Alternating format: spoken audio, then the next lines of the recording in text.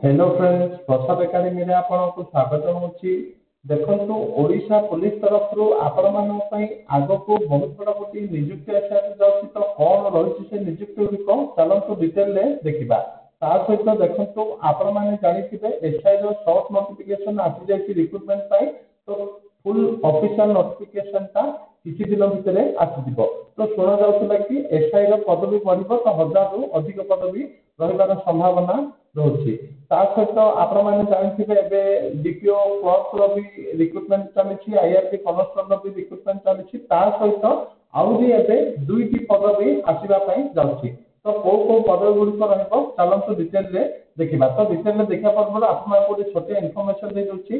तो जो माने भी ओडिशा पुलिस रो एसआई पे मॉक टेस्ट होतंती आपण माने को 20 टी फुल लेंथ मॉक टेस्ट माने 300 मार्क रो 20 टी full length mock test provide कर जाउछि।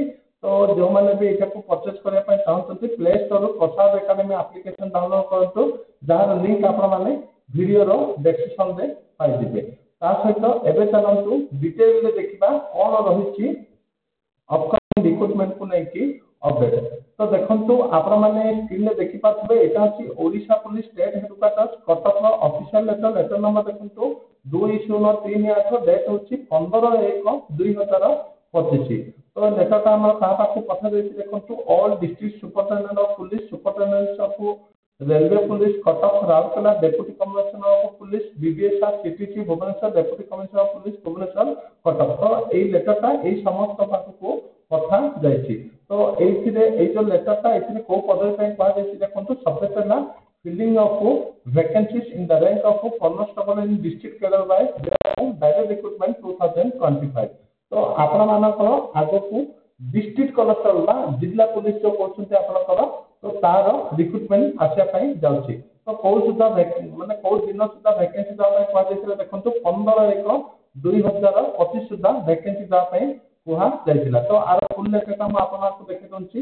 तो देखंतु ये हला फुल लेटर। तो ए गुडी को फिल अप करिया पय दिया जायतिला। तो फर्स्ट कॉलम रे जोटा दिया जायतिला नंबर ऑफ सैंक्शन पोस्ट माने ओडिसा केते पुलिस रो वैकेंसी, जनरल केते, एसबीसी रो केते, एससी रो केते, एसटी रो केते, टोटल केते, तापरे number of constable district cadre एबे केते जन काम करछन्ते आ वैकेंसी केते की अछि। जति की वैकेंसी थिबो मु आपनको आगु जणाइ देबी। तो तार रिक्रूटमेंट ता आपन मान पय आसीबो। तो बहुत पिला माने वेट करथिले जोटा की डिस्ट्रिक्ट कॉन्स्टेबल आगो को वैकेंसी आसीबो कि नाही बोली। तो आपण माना पय गोटे खुशी खबर जोटा की डिस्ट्रिक्ट कॉन्स्टेबल ला वैकेंसी आसीबा पय जाउछि।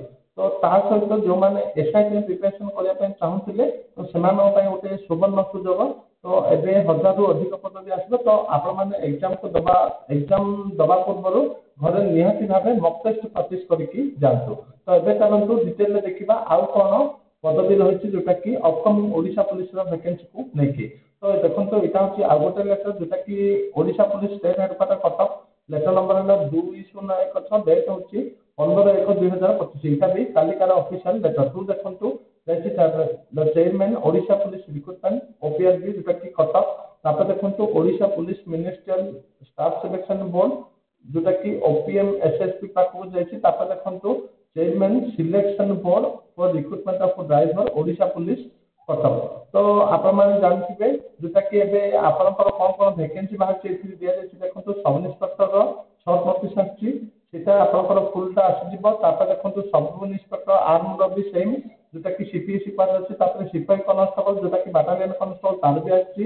तापर junior clerk of DPO cadre तार लिखित परीक्षा सर जायछि। तापर आपनकर ड्राइवर पीएमटी भी सेम। ता सहित एठी गोटे नुवा दिया जायछि देखंतु कॉन्स्टेबल कम्युनिकेशन। तो कॉन्स्टेबल कम्युनिकेशन ना पाखापाखि 40 रु अधिक सॉरी एग्जैक्ट वैकेंसी ता मन पड़ेनी पाखापाखि आपण धरनतु को 250 रु अधिक पदवी आसीबो 100% आसीबो। कॉन्स्टेबल कम्युनिकेशन रा केते पदवी थिला म आपण एग्जैक्ट नेक्स्ट वीडियो रे कहि देबी। तो एटा गोटे पदवी कॉन्स्टेबल कम्युनिकेशन रा पुनी आपण मान पय रिक्रूटमेंट आसिया पय जाछि। तो दुईटा रिक्रूटमेंट कहछि जोटा की डिस्ट्रिक्ट कॉन्स्टेबल आ कॉन्स्टेबल कम्युनिकेशन आ जोटा शॉर्ट नोटिस अछि सब इंस्पेक्टर। तो एति की पदवी आपण मान पय आसिया पय जाछि जोटा की ओडिशा पुलिस तरफ। तो आपनकर जेबे भी वैकेंसी बाहर तो खूब शीघ्र आर लिखित परीक्षा करि नब जोटा की ओपीआरबी। तो आपण माने टाइम वेस्ट न करिकि एबेठार ही पढ़ा पढ़ी आपनकर करै नियंतु। Thank you.